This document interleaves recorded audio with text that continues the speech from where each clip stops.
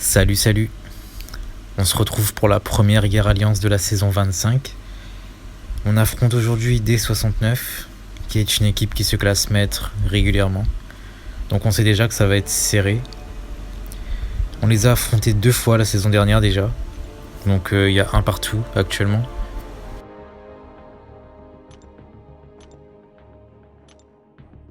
Je sélectionne ma team qui est composée de Warlock, la Torche et ma Frost.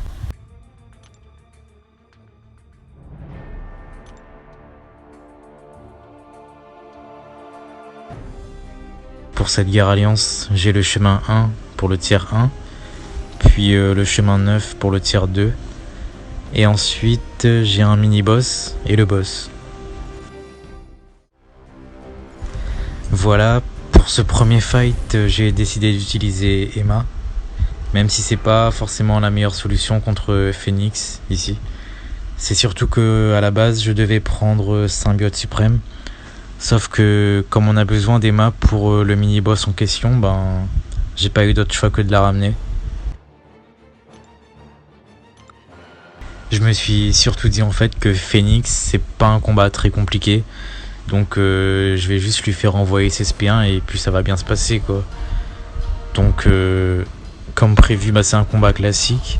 Juste faire gaffe quand elle a un buff de régénération, elle est imbloquable. Donc à ce moment-là, il faut pas parade évidemment. Mais après, c'est un combat classique, juste taper en fait.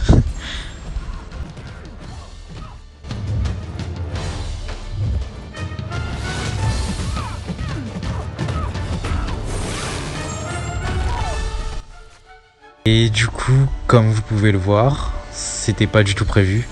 Mais son traumatisme a complètement désactivé la borne sur Charge Arc. Du coup, Phoenix recevait plus du tout de buff de régénération et d'armure. Et ça a encore plus simplifié le fight en fait.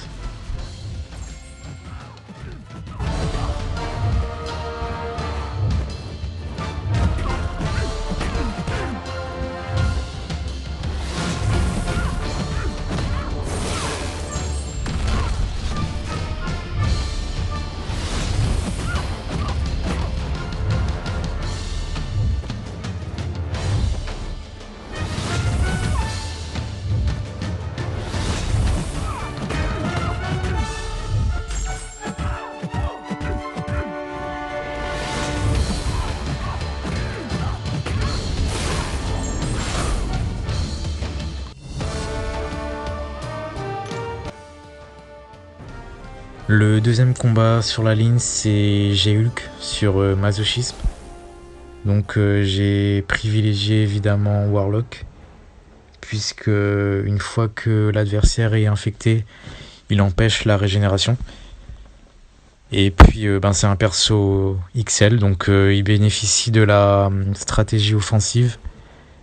À chaque fois que je vais le renverser, il va enlever les potentielles protections. La stratégie pour ce combat elle est simple, c'est de jouer le plus safe possible. Bien faire gaffe quand il n'y a pas le timer de masochisme, à bien reparade, parce que sinon je peux me faire surprendre. Ensuite après CSP il peut également avoir son fracas, donc ne pas contre-attaquer directement. Et puis voilà, le reste c'est taper avec ma SP2, mes brise-gardes, etc.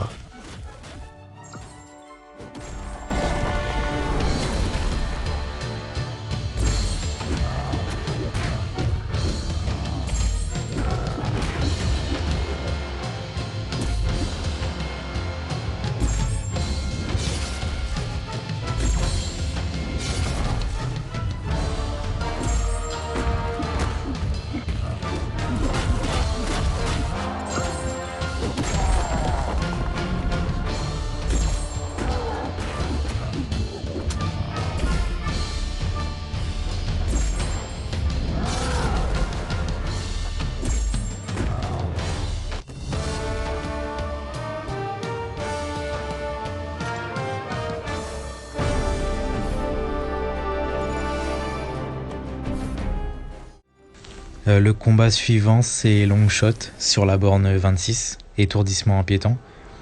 Donc la stratégie pour ce combat, c'est tout simplement de terminer le combat le plus rapidement possible pour réduire le risque de se faire stun.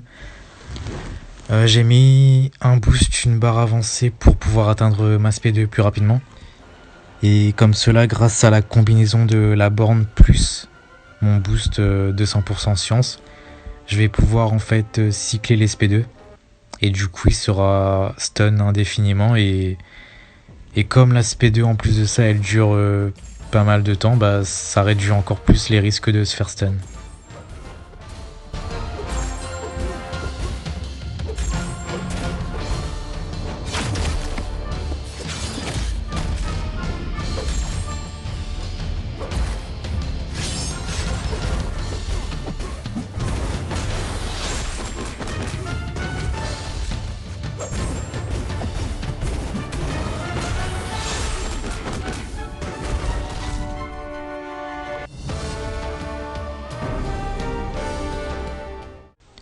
Passons à Docteur Doom. Donc j'ai utilisé Torche évidemment. Il y a la borne stun réflexion, donc si jamais je le stun pendant que le bouclier est actif, il va me renvoyer le stun. Également si le bouclier n'est pas actif et que je le stun et que je lui fais des dégâts, alors ils vont tous me les être envoyés. Surtout que Torche il fait pas mal de dégâts sur la durée avec ses incinérations. Donc si jamais je le stun, même si je le touche pas, je risque de me prendre pas mal de dégâts. C'est pour ça que je pense que Doom c'est un bon placement ici. Ça attire la torche, donc voilà. C'est pour ça que j'ai décidé de jouer totalement comme si le bouclier était toujours présent en fait. Comme ça, il n'y a pas de risque de réflexion des dégâts.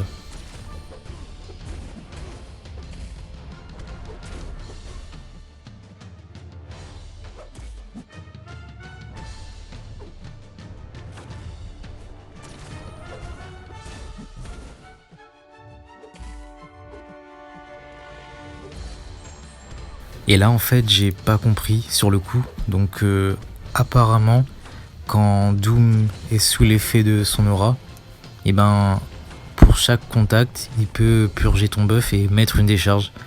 Donc ça explique pourquoi en fait il m'a brise garde et ça m'a stun.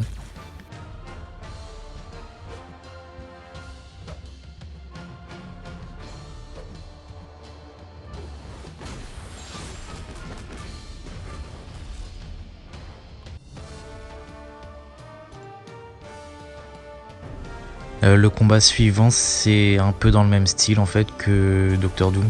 Donc là c'est le dragon. Sur la borne stun réflexion également.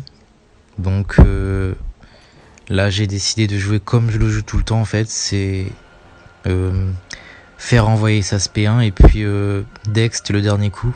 Et enchaîner directement avec un brise-garde.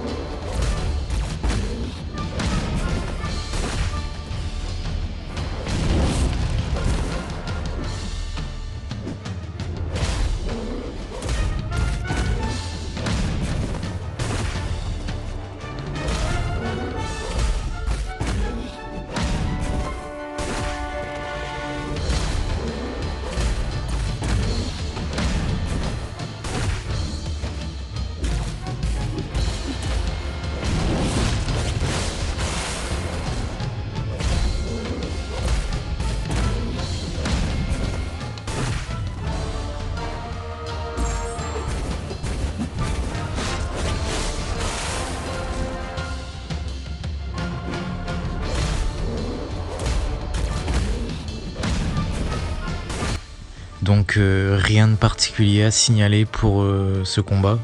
J'ai même régénéré 1% de vie, donc c'est cool.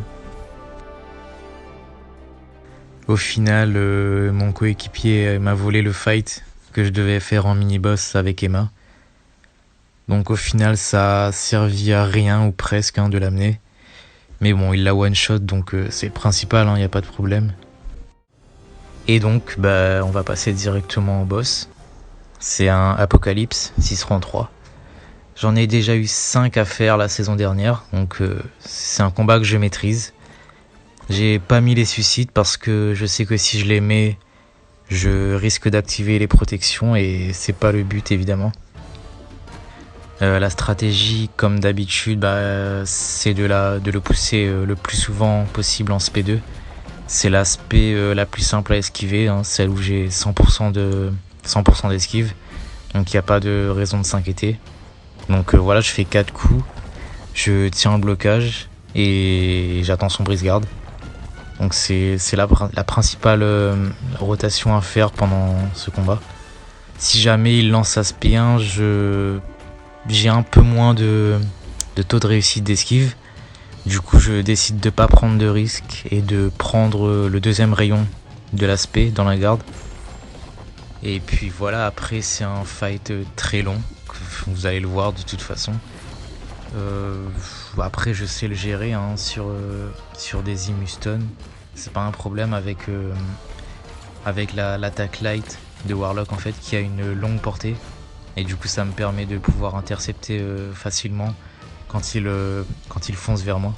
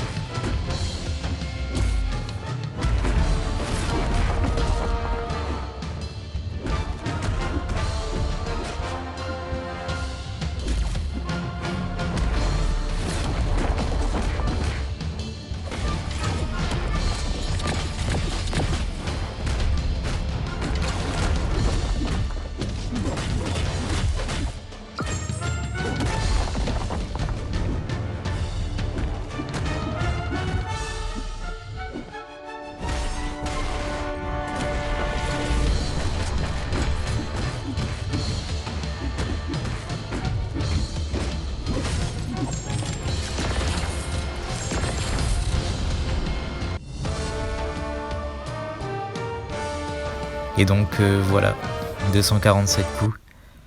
Je suis content de ma performance parce que c'est quand même pas simple de rester concentré pendant presque 5 minutes. J'ai maîtrisé le combat de bout en bout, donc rien à dire.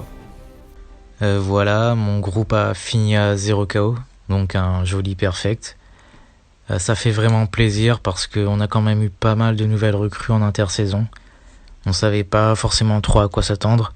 Et au final, ces nouvelles recrues, elles ont apporté beaucoup d'efficacité. Et voilà, évidemment, ça fait toujours plaisir de commencer la nouvelle saison avec directement un perfect. Et voici le score global. Donc on a gagné 13-2. Il y a longtemps eu 5-2, mais à la fin ils ont abandonné vu que ils ont vu que de toute façon ils pouvaient plus gagner. Nous on a fait 2 KO, donc c'est exceptionnel. Franchement, je suis fier de toute la team, et puis si on reproduit ce genre de perf, on pourra avoir de grandes ambitions, je pense, cette saison. Encore merci d'avoir regardé la vidéo. Donc je te dis à la prochaine Gare Alliance, je l'espère. Bonne soirée à toi.